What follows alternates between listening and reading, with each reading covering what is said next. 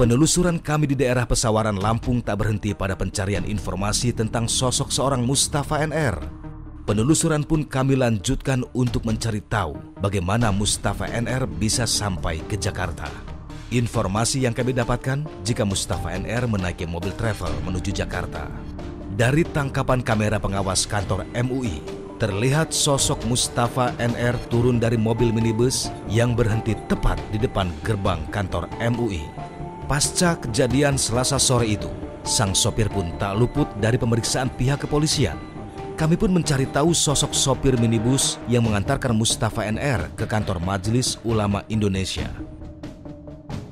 Ya, sekarang saya mau ke rumah sopir travel yang pada saat hari H ini mengantarkan pelaku atau Mustafa NR dan menurunkannya tepat di depan gedung kantor MUI Jakarta. Dan inilah cerita Denny, sang sopir minibus yang dibagikan kepada tim Fakta ketika mengantarkan Mustafa ke Jakarta. Awal mula ketemu Pak Mustafa ini memang sebelumnya sudah kenalkah atau gimana? Ya, saya memang sudah kenal. Tapi awal ketemu pas dia mau naik mobil, ketemu nggak sengaja, Mbak. Sore jam 5, pas saya mau nyuci mobil. Sebentar, itu kan berarti kan kejadian tanggal 2 Mei, sekitar kurang lebih setengah 12. Ya. Ketemu Mas Kemarin Denny? ya tanggal 1. Oh, tanggal 1-nya. Tanggal 1, ya. Okay. Ketemu nggak sengaja di jalan, dia manggil. Nah, dia manggil, Den katanya, kamu nyebrang ya? Dia bilang, ya, terus saya, yaudah saya ikut mobil kamu. Saya tanya, tujuan kemana? Ke Menteng katanya. Menteng dalam atau Menteng luar? Saya tanya gitu. Nah, dia tunjukin di handphone. Dia tunjukin di handphone, dia buka handphone, tunjukinlah foto Majelis Ulama Indonesia. Oh, patokan MUI, saya bilang seperti itu. Oke, kata saya. Nanti malam saya jemput jam 7. Berangkatlah akhirnya jam 7. Berangkat jam 7. Pada saat jemput itu Mas Denny apa? Di rumahnya apa yang kelihatan? Ada keluarganya yang mengantar kah? Nggak ada, Mbak. Karena posisi saya nyampe di rumah dia itu emang udah nunggu depan rumah. Saya telaksonin aja. Nah, langsung dia naik. Nah, sepanjang perjalanan itu banyak ngobrol nggak Mas ini Pak Mustafanya? Nggak ada sih, Mbak. Kebanyakan diem dia. Kebanyakan diem. Diem, Aktivitasnya tidur. apa sih? Aktivitasnya? Aktivitas pada saat di mobil ini ngapain aja Bang Mustafa? Ya layaknya orang normal juga, biasa aja dia. Nggak ada obrolan sama sekali? Nggak ada. Ya cuman obrolan, ya apa kabar kamu katanya. Itu pelaku dulu yang nyapa dulu Iya, ya? nyapa pelaku dulu. Pada saat naik atau kapan? Pas baru naik dia ngomong apa kabar kamu katanya. Ada berapa anak kamu, jadi seperti itu sih, Mbak. Kecurigaan sangat tak tampak dari Mustafa NR yang selama perjalanan dari Lampung hingga Jakarta duduk di samping Denny.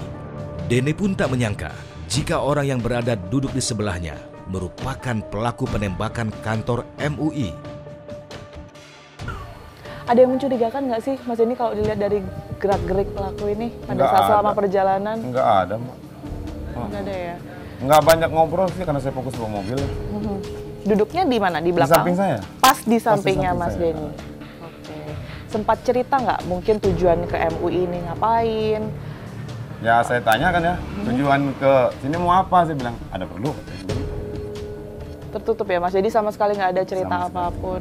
Nah, kalau dari informasi yang beredar ini kan Pak Mustafa memang mengakui dirinya ini sebagai nabi, kemudian juga ada kepercayaan-kepercayaan tertentu, artinya yang ingin diakui orang lain gitu. Ada perbincangan soal ini nggak Mas? Sama sekali nggak ada, Mbak. Nggak ada ya? Ya, yang menjurus keagamaan selama di jalan dia ngobrol tentang keagamaan, gupek mau minta sholat pas azan, nggak ada. Dan pada saat itu barang bawaan yang dibawa sempat merhatiin Mas Denny? Tas ransel, Tas ransel, ya tas ransel. nggak ada yang lain. Dan tas ransel itu diletakkan di mana? Ditaruh di mana? Di bagasi belakang. Di bagasi belakang. Duduk di depan, waktu di sebelahnya Mas Denny dia nggak bawa apa-apa. Mas Denny, setelah sampai di gedung MUI, mungkin boleh dijelaskan lebih detail lagi Mas, ini mungkin berhentinya di mana, pelaku turunnya di mana? Ya pas sampai di gedung MUI, sampai di depan, nggak pas di gerbang banget sih, Mbak. Dia turunnya pas Itu kan nggak. gerbangnya ada dua. Ya, Berhentinya yang di yang pertama itu Yang kan pertama? yang pertama, Oke, gedung oke. yang pertama, gerbang yang pertama nggak pas depan gerbang.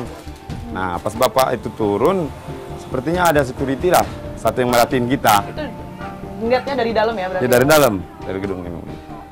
Setelah itu udah langsung Sudah Pak langsung. Mustafa turun. Ya saya langsung berangkat. Setelah sampai Mas, mungkin dia bilang nggak kayak berapa lama akan ada di MUI, minta jemput lagi atau gimana? Nah, dia bilang nanti kalau urusan saya sudah selesai, Saya telepon. Ada janjian itu ya? Iya, dia bilang seperti itu. Jadi sebenarnya pelaku ini mau berangkat ke Jakarta, khususnya ke MUI, nantinya akan pulangnya sama Mas Denny lagi. Iya, dia bilang seperti itu. Kalau urusan saya sudah selesai, nanti saya telepon Den. Nggak bilang ya berapa lamanya ya? Informasi dari keluarga yang kami dapatkan, jika Mustafa NR tidak bisa menggunakan mesin elektronik atau komputer.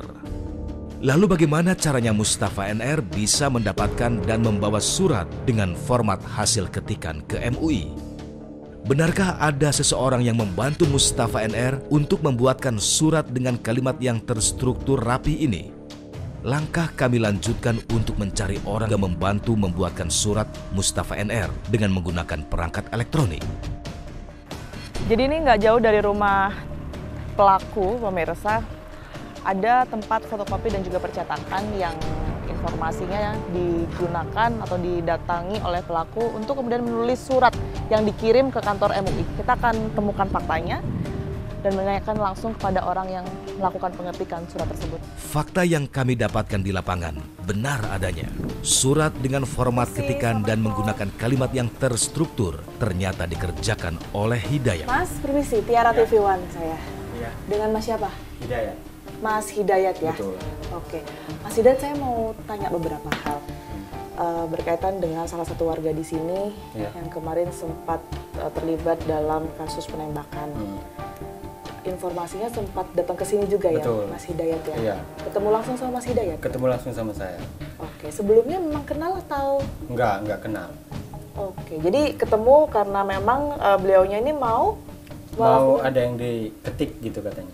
Ada yang diketik? Iya. Ada berapa kali datang ke sini Mas Hidayat? Jadi seingat saya itu almarhum ini kesini 2 kali. Pas pertama pagi. Pagi, ingat nggak itu mungkin tahun berapa, bulan apa? Kalau tahunnya itu di tahun 2022, tapi kalau untuk bulan saya lupa. 2022. Jadi pagi itu kan saya kebetulan mau berangkat kerja. Nah almarhum ini datanglah ke sini. Dia bilang fotokopi tutup ya? Iya, saya bilang karena saya mau berangkat kerja. Saya bilang kan. Ini saya mau ngetik, kata almarhum. Jadi saya jawab belum bisa Pak karena saya mau berangkat kerja. Ini udah siang, saya bilang kan. Oh ya udah, katanya. Akhirnya almarhum ini pergi, saya berangkat kerja, begitu. Nah siang setelah zuhur, almarhum ini datang lagi, gitu kan. Setelah datang, beliau menunjukkan ini yang mau diketik, bawa selembaran. Selembar kertas yang memang sudah dibawa sama pelaku. Betul. Tulisannya gimana Mas? Tulisan tangan gitu? Tulisan tangan. Tulisan tangan Tulisan ya? tangan. Mas Hidayat lihat langsung ya? Betul, berarti, karena ketika dikeluarkan oleh almarhum, saya baca kan saya nggak bisa bacanya karena tulisannya kan tulisan Latin ya. Latin gitu, oke. Waduh Pak maaf saya nggak bisa baca, saya bilang. Ya udah sini saya diktekan saja. Jadi didekte sama almarhum ini, saya ngetik.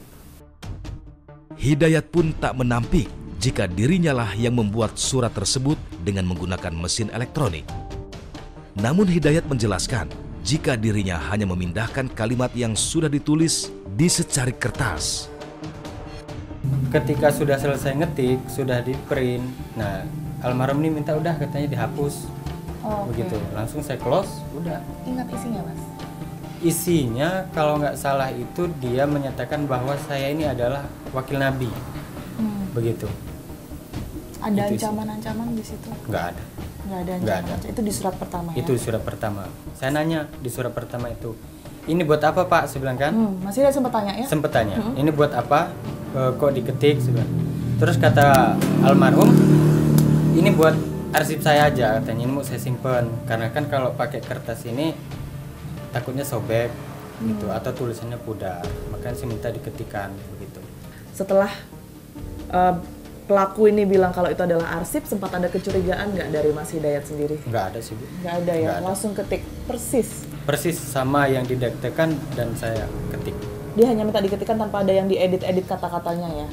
Ada sih beberapa, karena setelah saya ngetik, nah ketika sudah selesai ngetik, printan keluar, diceklah sama almarhum. Disamakan dengan konsepan dia sama hasil ketikan saya begitu. Oke. Setelah itu almarhum pulang? Pulang. Sekitaran 3 bulan. 2 atau 3 bulan gitu. Oke. Pak Mustafa balik, minta tolong lagi. minta tolong lagi. Ceritanya gimana tuh Mas? Jadi Pak Mustafa itu datang setelah zuhur. Kalau pertama kan pagi dia, untuk kunjungan yang kedua dia setelah zuhur datang ke sini, minta diketikin lagi. Udah kamu siap-siap, nanti saya diktekan begitu. Nggak ditunjukin lagi nggak ke saya. Oh, dibacakan? Langsung dibacakan oleh Oke. almarhum. Ini lebih panjang suratnya Mas atau gimana? Ingat nggak? Untuk surat itu hampir sama dengan yang saya tulis pertama. Yang pertama. Oke. Mas Hidayat mungkin sempat tahu ya di media sosial yang judulnya Sumpah Kedua. Itu sempat lihat ya? Sempat lihat. Itu yang ditulis oleh Mas Hidayat? Bukan. Bukan yang Sumpah Kedua. Bukan. Ada yang surat ke-6 Mas Hidayat tahu? Surat ke-6 itu kalau nggak salah tadi saya baca isinya itu yang menyatakan bahwa saya adalah wakil Nabi gitu kan. Nah, itu kayaknya itu yang saya ketik. Oke. Loh, berarti itu surat ke-6 yang tulis di sini. Berarti ada satu surat lagi ya yang sebenarnya mungkin belum terekspos di media sosial tapi minta tolong atau diketikkan ke Mas Hidayat. Itu isinya apa, Mas? Isinya sama sih, Bu. 80% isinya sama. Wakil Nabi. Wakil Nabi. Gitu. Ancaman-ancaman di situ. Kalau ancaman kayaknya nggak ada. Nggak ada ancaman ke Kapolda. MUI sempat disebut di situ, Mas Hidayat? Kalau untuk ancaman nggak ada sih, Bu. Dia hanya menerangkan bahwa saya adalah wakil Nabi. Waktu datang ke sini ada gerak-gerik yang mungkin mencurigakan gitu? Nggak ada sih, Bu. Nggak ada juga ya? Semuanya biasa aja gitu, kayak yang lain-lain.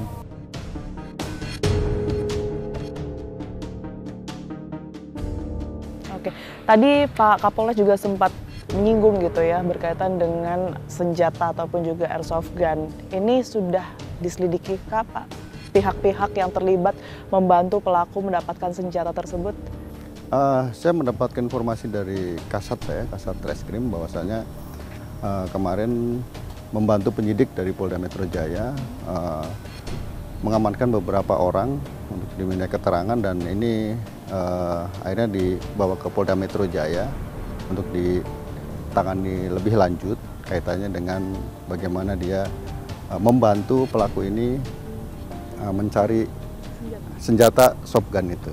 Mungkin kami mengkonfirmasi ulang kalau dari pelaku dengan 3 orang yang kemudian terlibat dalam membantu mendapatkan senjata ini hubungannya apa Pak sebelumnya? Apakah mungkin tetangga, sebelumnya pernah kenal atau memang dapat dari organisasi tertentu?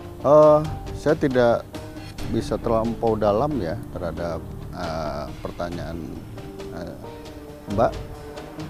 Sepengetahuan saya bahwa orang yang di Sawaran itu adalah memang nggak jauh rumahnya dan si pelaku, ya. Nah, si pelaku ini kenal memang sama 2 orang ini.